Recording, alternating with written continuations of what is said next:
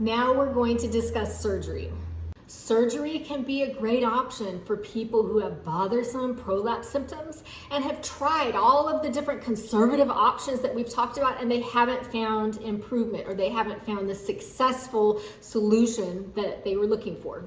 In the US, women have a lifetime risk of surgery for prolapse of 13%. There are many different types of surgeries for prolapse depending on what has prolapsed and the extent of the prolapse and how many organs have prolapsed, etc. It is beyond the scope of this course to go over each surgical technique and the pros and cons and the benefits of each one. Plus, I'm not a surgeon, so that isn't my area of expertise. I'm a pelvic floor physical therapist. Here are some interesting statistics about surgery and prolapse.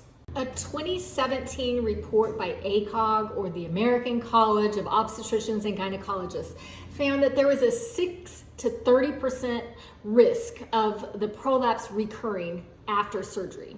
So basically what that means is of people that had surgery for prolapse, 6 to 30% had a risk of having the prolapse happen again. Similarly, a recent Danish study following 11,000 women 15 to 20 years after their prolapse surgery found that 11% needed to have a second operation for prolapse.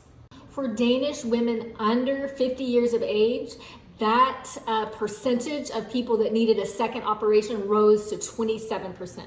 However, these rates and these statistics vary widely in the literature, and they're dependent on the type of prolapse and the type of surgery performed.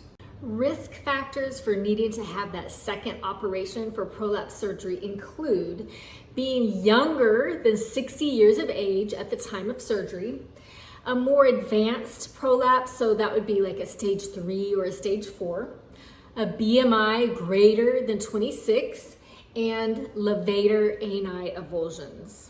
Generally, surgery helps to secure those pelvic organs back into a more elevated position. So if we remember our bungee trampoline example, the pelvic floor muscles are the trampoline. The cords here are the bungee cords that stretch up and down, and then this in the middle would be the pelvic organs that those cords attach to. Here is pelvic organ prolapse. The bungee cords are stretched out and the pelvic floor muscles are stretched out. Here we have surgery that happened to lift those pelvic organs and to tighten those bungee cords so that they're holding those pelvic organs in a more elevated position.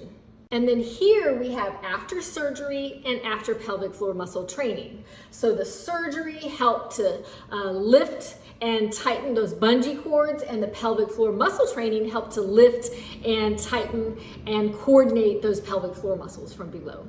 Unfortunately, surgery alone cannot fix that trampoline like you see here. So only pelvic floor muscle training can help to strengthen and train and lift those pelvic floor muscles. This is why pelvic floor muscle training may be beneficial even if you decide to have surgery. More research is needed on this topic.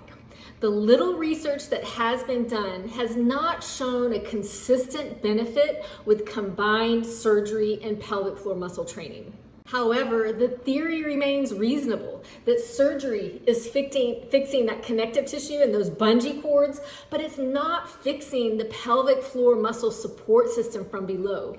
Pelvic floor muscle training is a safe and non-invasive intervention, and we think that it's worthwhile to explore this option and really maximize the potential of your pelvic floor muscles, even if you choose to have surgery.